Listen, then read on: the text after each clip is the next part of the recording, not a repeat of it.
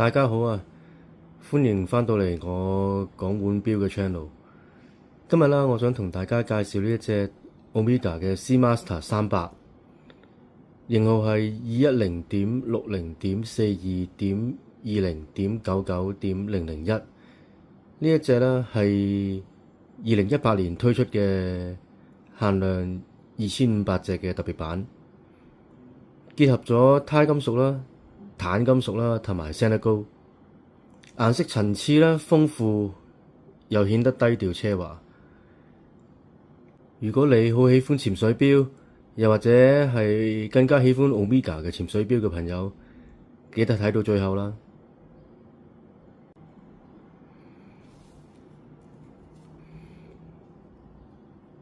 呢隻錶有咩咁特別呢？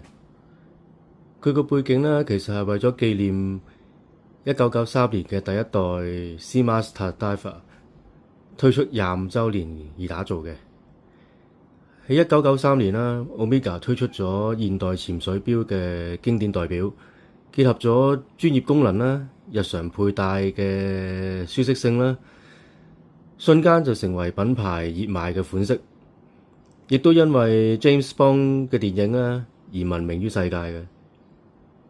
而喺2018年啦，Omega 發表咗呢一款新嘅 Seamaster， 咁特別推出咗由呢3款合金嘅限定版，向1993年嘅嗰款三金屬嘅限定版致敬。錶殼啊同埋錶帶啦，主要用咗2級嘅鈦金屬啦，再融入18K 嘅 Omega 獨有 Santa Gold。到底2級鈦同5級鈦有咩分別呢？我揾嚟另一隻使用咗5級鈦嘅錶嚟做比較。左邊呢係2級鈦嘅 Seamaster， 而右邊呢係5級鈦嘅 Classic Fusion。2級鈦呢其實係即係純鈦，有99% 係鈦嚟嘅。由於純鈦嘅黏性比較大啦，導熱性差，傳統嘅拋光好難將佢做鏡面嘅處理，所以2級鈦啦，腕錶絕大多數啦都係呈現啞光嘅深灰色，可以做到噴砂啦同埋拉絲，俾人一種低調硬朗工具錶或者係軍用設備嘅質感啦。但係佢嘅硬度啦，其實比不鏽鋼要差啲，所以日常佩戴嘅時候啦，2級鈦嘅錶啦，相對容易留下一啲細小嘅刮痕啦。而5級鈦啦，加入咗鋁同鈦 Vanadium， 鈦大概佔90% 左右啦。呢一種配方最初啦係用喺航天啦同埋醫療嘅植入啦，咁佢嘅硬度啦大幅提升咗，抗刮同埋耐磨嘅能力啦都明顯比2級鈦同埋傳統嘅不鏽鋼為好啊。結構嘅強度亦都比較高。咁合金化咗之後嘅5級鈦啦，可以接受高級鐘錶嘅鏡面打磨。佢嘅色澤啦，亦都比2級鈦更加白、更加明亮。遠睇之下啦，同不鏽鋼非常之接近，咁更加具有奢華嘅感覺。最特別咧係用咗鈦金屬做錶圈嘅基座啦，同埋錶帶嘅中間嘅鏈接，營造出啦好獨特嘅藍灰色嘅色調啦。呢3種金屬配搭啦，非常之罕見。而呢隻咧，既有工具錶嘅專業感啦，又有高級珠寶嘅奢華嘅層次咯。限量2500隻，每一隻啊都有獨立嘅編號嘅，刻咗喺旁邊啦。一個由 Santa Gold 打造嘅一個名牌上面。咁除咗 Omega 之外啦，亦都有其他嘅腕錶生產商啦，用咗鈦金屬去做腕錶嘅材質嘅，例如 FP Son 啦、H Moser 啦、AP 嘅 Rolex 都有用過嘅。咁鈦合金啦，令到腕錶啦更加有分量啦，同埋有呢個獨特性啦。但係亦都因為稀有同埋難加工啦，價格同埋收藏嘅價值啦，相對地都高嘅。而我覺得 Omega 啦就將鈦合金同埋鈦同埋 Sanded Gold 啦完美咁結合咗啦，我覺得係一個好成功嘅一個例子嚟嘅。標徑啦42mm 鈦金屬嘅標殼，佩戴起嚟啦唔算笨重嘅。標盤啦係鈦金屬做嘅，可以睇到啦。等我放大少少，可以睇到啦。佢標盤針軸下邊啦有寫住 TI， 亦都即係代表個標盤啦係鈦金屬所做嘅。咁佢有好有海洋氣息嘅波浪條紋啦。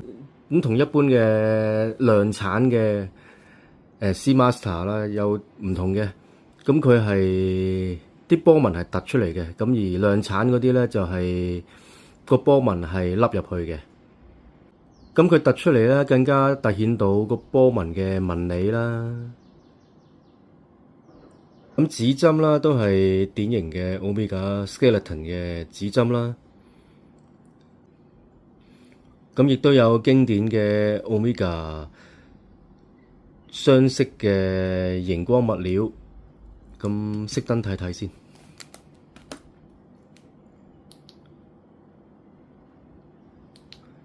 係啦，分針就係綠色啦，咁而其他指標都係藍色啦，好典型嘅 Omega Seamaster 嘅設計。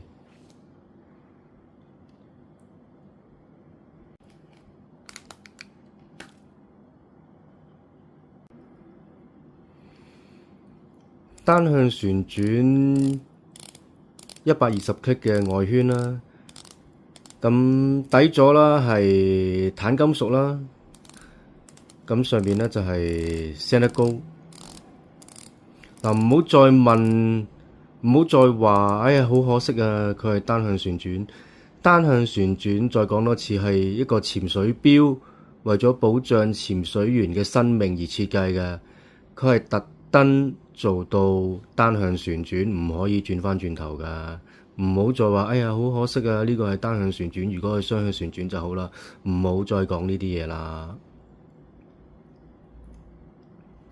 咁咧，我亦都好喜歡呢個 Sanded Gold 外圈啦。咁用咗類似打沙嘅呢個紋理設計啦。咁我幾中意呢隻視覺同埋觸覺上打沙呢種質感啊！咁有旋入式標冠啦，咁都係 Sanded Gold打造啦，有 Omega 標誌啦。咁依個排開閥咁又寫住 HE 啦，即係氦氣嘅化學簡稱啦。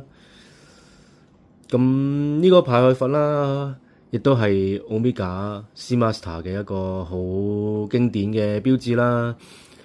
甚至喺餐廳，你見到隔離台帶住隻有排開閥嘅錶，都幾乎肯定係一定係 Seamaster 噶啦。咁對於呢隻限定版嚟講啊，咁多粒排開閥啦，咪真係多粒金咯。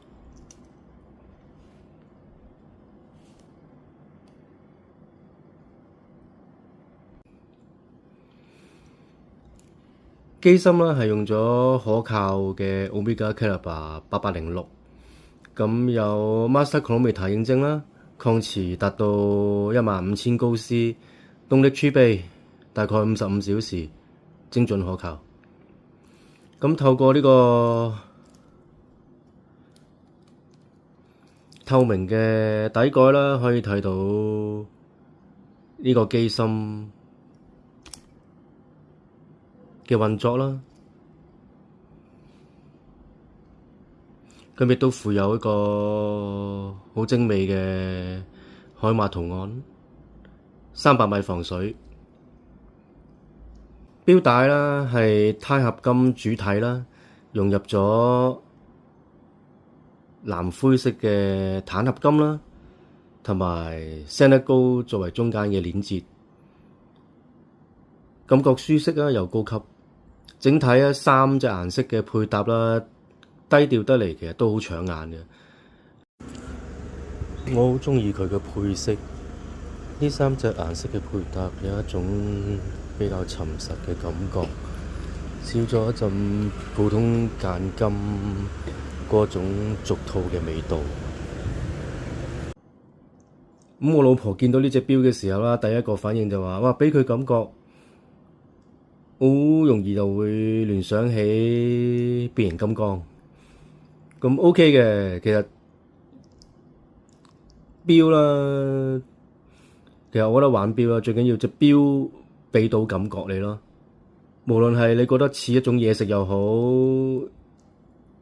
幻想到一個場景都好，甚至係人物。其實只要隻錶俾到一個感覺你啦，我覺得都賦予咗呢隻錶有個意義啦。咁成個錶扣啦都係鈦金屬啦，咁佢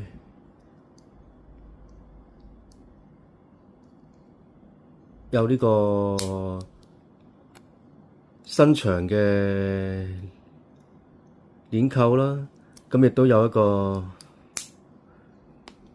push 掣啦，咁可以做一個錶扣嘅微調啦。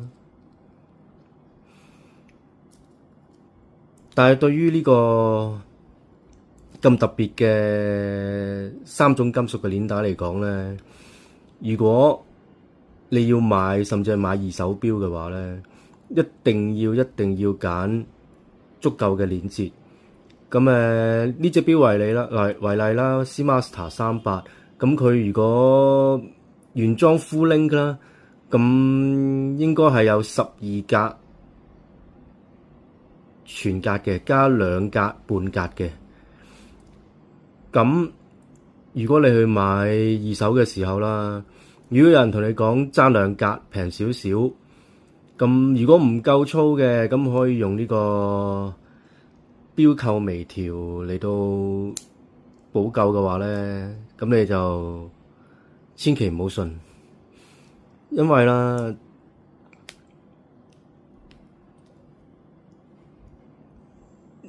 呢一格啦，所謂嘅 extend 呢個位啦，係同個錶扣同一個弧度噶。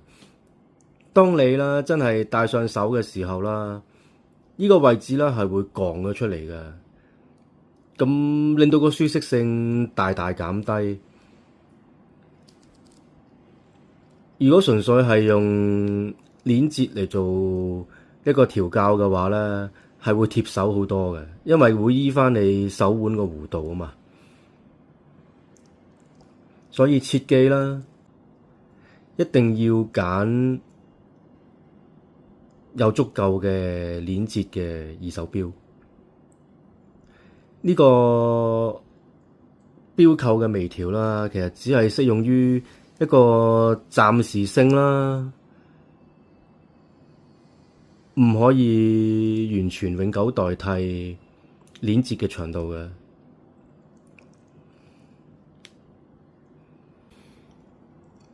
咁戴上手望一望。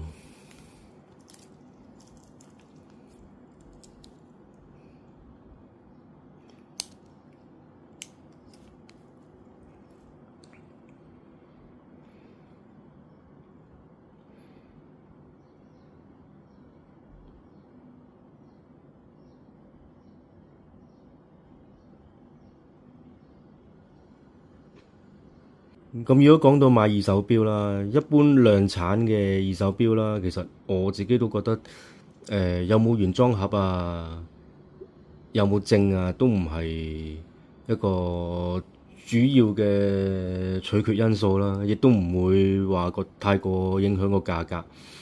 但係對於呢一款類似嘅限量版啦，咁原裝錶盒同埋證書啦，我覺得就頗為重要。以呢隻為例啦，咁你原裝啦，起碼都要有3張卡啦，Omega 嚟講。咁另外仲有一張限量特別版嘅顏色證書啦。咁有本書仔啦，最緊要最緊要啦，就係有呢個咁巨型嘅海馬錶盒。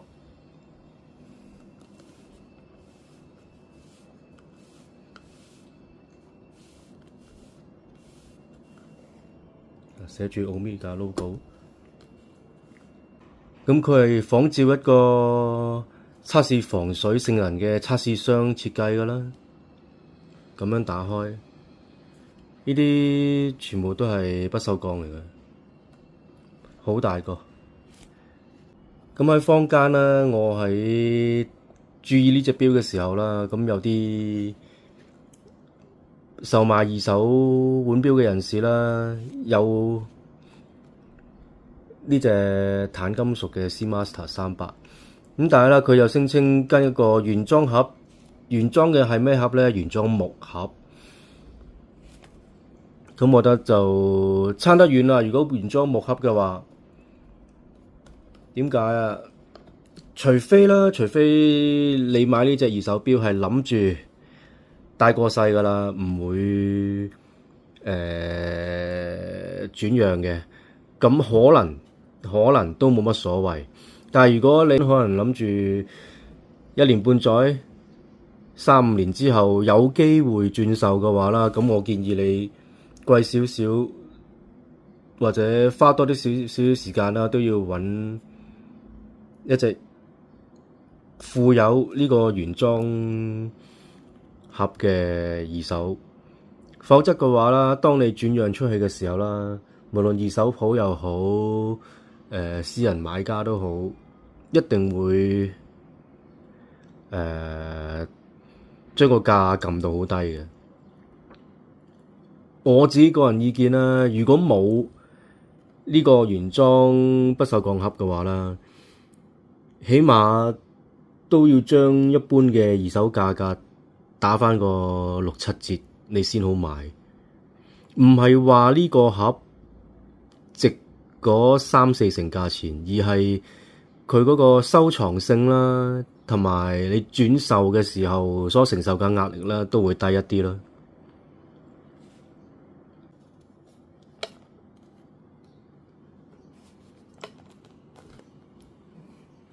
總括嚟講啦，我呢隻嘅鈦金屬嘅 Seamaster 300，咁佢唔單止係一隻潛水錶，更加係 Omega 嘅工藝啦、材質嘅創新嘅一個結晶。無論係日常佩戴定係收藏啦，我都覺得係非常之咁值得嘅。如果啦你都喜歡呢一類三金屬嘅腕錶啦，甚至係呢隻限定版嘅 Seamaster 啦，歡迎大家啦喺留言區度發表大家嘅意見啦。多謝大家收睇啦，希望大家點讚啦、關注啊同埋分享啦。我哋下次再見啦，拜拜。